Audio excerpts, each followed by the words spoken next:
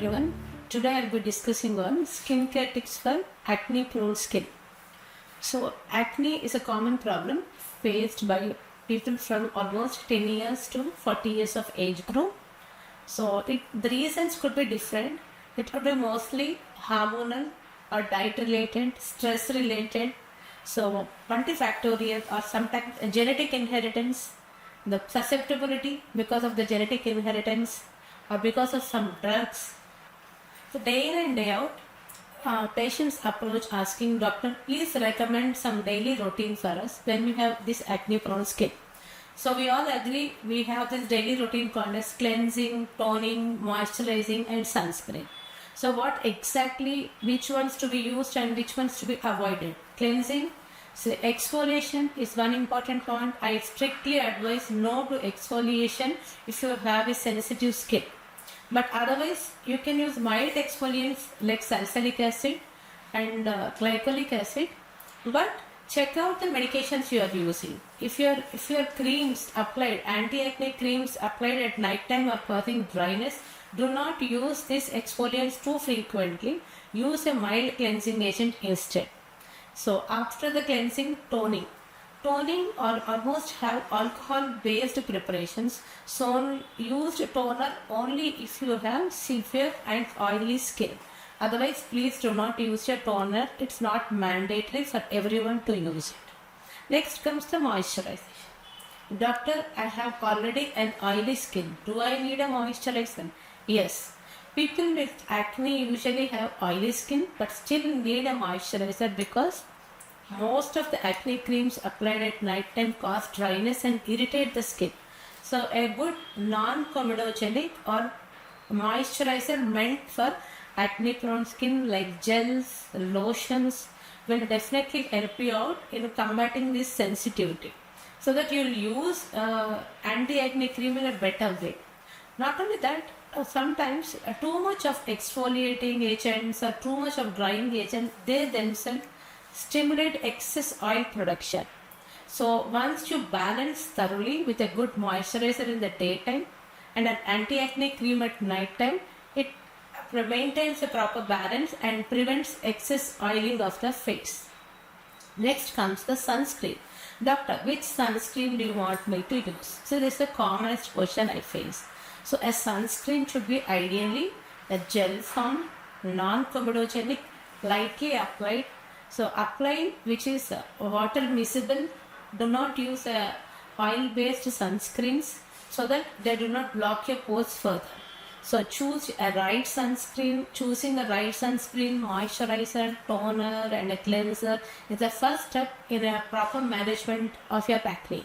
If you are using the right products, your acne problem subsides 50% even without medication. Then comes your lifestyle management. Sleeplessness, excess caffeine products, coffee, tea intake, excess of cool drinks, butter, cheese-based diets, excess of sugar-based products like sweets, chocolates, all this might hamper and increase your acne proneness. So instead of that, cut down on these products. Try to take more of fruits in your daily routine, more of salads. Try to take more of buttermilk, coconut water, natural products. Try to have a balanced diet. Try to have a balanced sleep cycle also, which are all important in preventing your acne. Because acne is a long-standing problem, you can't depend on medication for a long period. So lifestyle management is mandatory, which will definitely help you out. But still you have acne which is cystic acne or grade 3 acne, then you need a proper medical management. Do not hesitate for medical management or approaching a doctor. So you tend to see different type of acne. So doctor, what are these acne and why we need different medication at different stages? So acne is ideally nothing but a blockage of your oil duct. So your oil gland, it has an opening. When this gets blocked, it forms a first stage that is called as a comedone, which you just see as whiteheads and blackheads on the face. At this stage, you don't need any antibiotics or any other things, but just a mild cleansing, thorough cleansing and exfoliants and a mild creams like benzoyl peroxide are helpful. But once these get infected, then they form the Grade 2 acne, which is seen as red color, swellings or painful nodules, painful swellings on the face, or inflammatory acne. Then comes the stage where you need either a topical or an oral antibiotics to treat them. But if your acne is more deeper than this, then you tend to see large cystic acne. We call them as cystic acne, which are deep-seated and very large and very huge, and they tend to heal with scarring. So whenever you face such cystic acne, do not be in a wrong conception that, okay, they let them give us some time, let them heal back, but you end up in a permanent scarring.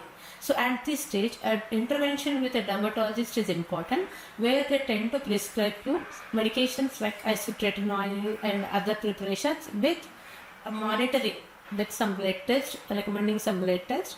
But if your acne is because of hormonal issues, then lifestyle management, weight reduction, exercise, and a little bit of hormonal supplementation, these are prescribed to you to treat your acne.